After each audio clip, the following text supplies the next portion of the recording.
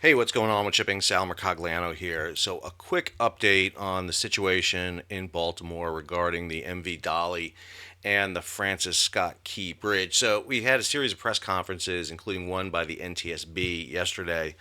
Not a lot of pertinent information that came out of that. We got a little bit of a timeline of what happened, which is good, and I'm going to include that in a later video when we break that down a little bit more. But I want to focus on an issue right now that really needs to be the priority number one, because based on what I'm seeing, this is the looming problem that they have right now, is who's in charge of this. There are three different elements here that are at play. So there are three salvage options that have to be done. Now we're still in the recovery operation with the four missing, but they have switched that over now. So the four issues you have here in this salvage is number one, the ship. The ship has been heavily damaged. I mean, a bridge fell on its bow, as you can see right there. So you have this ship compromised. It's actually also a ground up forward. You have cargo that has collapsed, so you have to do the salvage of the ship. And from what I understand, that has been awarded through the federal government to Resolve Marine. They are the ones that are going to be focusing on that. Then you have the bridge. You have to remove the bridge. You have to remove the bridge not just from the ship. That would actually be Resolve doing it from the ship, but you have to remove the bridge principally from the main navigable channel. And there are a couple of options that are available for that. You can just drag the bridge. You can get enough, towcraft out there and drag the large suctions of it out of the channel and then begin the salvage. The issue is going to be is the arrival of equipment. I'm going to talk about that in a minute. But the bridge salvage is being done by Don John. This is being done also by the federal government. In this case, the waterway is under the control of the Army Corps of Engineers. Then you have the bridge abatements itself. So the bridge, the sections that are not in the water, that are not on the ship, on land, and even still hanging up on some of the trusses, that this is a Maryland Department of Transportation issue. And they are going through a company that's working on bridges right now in and around the state called Scansia. And so you have three different salvage operations that are going to be going on concurrently with each other, and this is where there's a problem that I foresee happening, and that is the issue of who is in charge of this. So I pulled this up from Dredging Contractors of America. These are major dredging firms that and salvage firms that are in and around the United States. So we have plenty of equipment and material. Matter of fact, the several major dredging and salvage companies actually use Maryland as their home base. They store equipment over in Curtis Bay. There's equipment already, I know, en route from New Jersey coming down. So we already see the elements coming in. But let's be clear. This is March going into April of 2024, and there's an election coming up in November. And the amount of chest bumping and thumping that's going to happen here is going to be ridiculous. You're going to have the state of Maryland, you're going to have local officials, you're going to have national officials. I mean, I have already seen more people at press conferences than is probable. Let's be clear about something. Been a firefighter for 25 years. We operate under something called Incident Command System. The Incident Command System has one person at charge. This is when you want the ruthless dictator.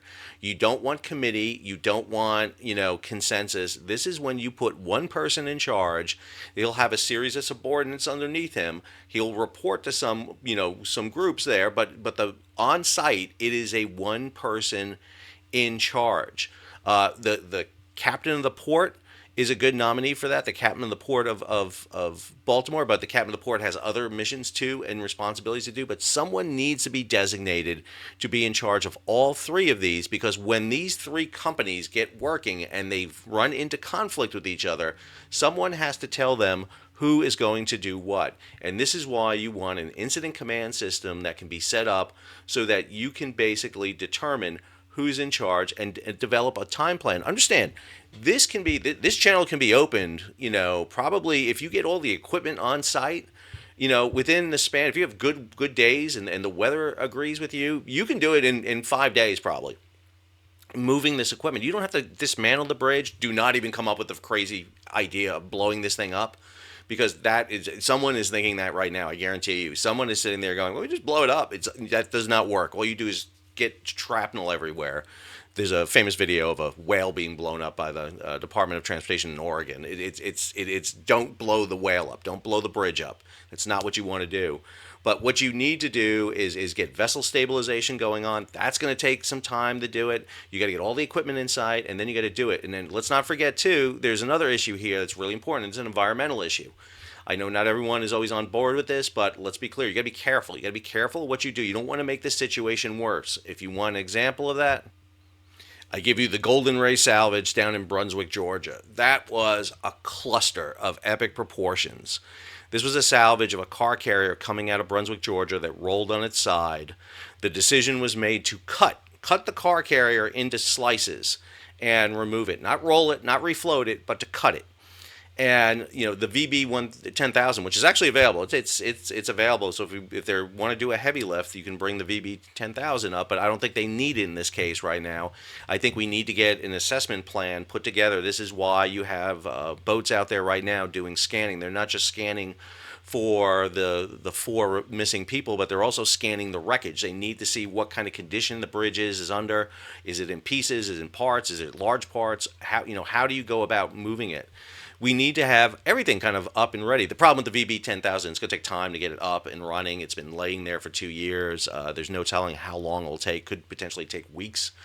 If not, this is an operation to clear the channel and get everything going can take anywhere from 1 to 3 months, in my opinion. I think that's the ballpark we're kind of looking at right there. It just depends on coordination, depends on weather, and it depends on having someone in friggin' charge that can sit there and say this. When Deepwater Horizon happened, literally the commandant of the Coast Guard, Thad Allen, went down to the area and took charge. And basically at one point told the President of the United States, Barack Obama, it's like, I'm in charge. This is my scene. I am in charge. When I show up on a fire scene and I call command, it is my scene. I am in charge. I can tell everybody to go anywhere.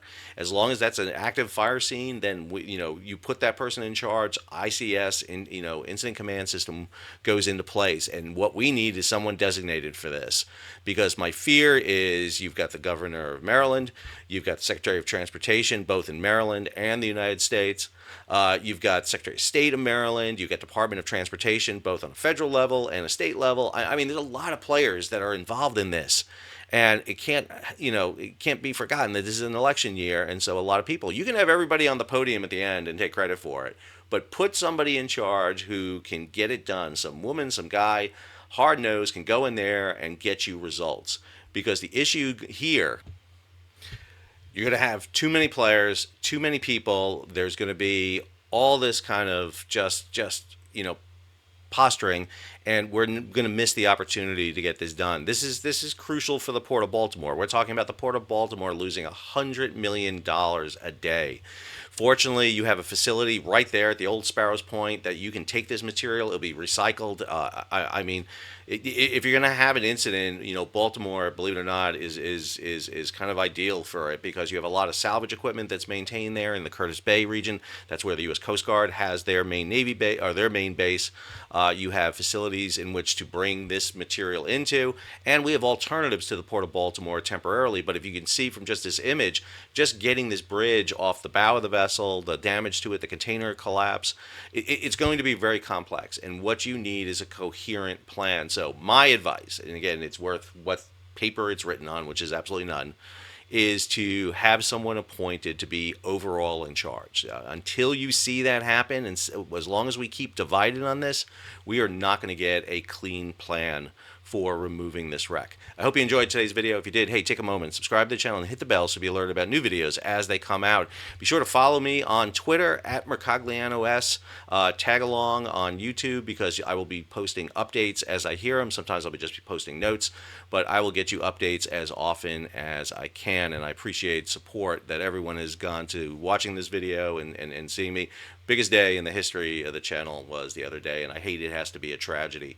But my goal here is not to take advantage of anything, but to put out good information so that when you hear about it, you have a good source of information to go to. Not always right. The situation is changing and evolving, and I will be sure to keep you up to date. Until our next video, Sal, signing off.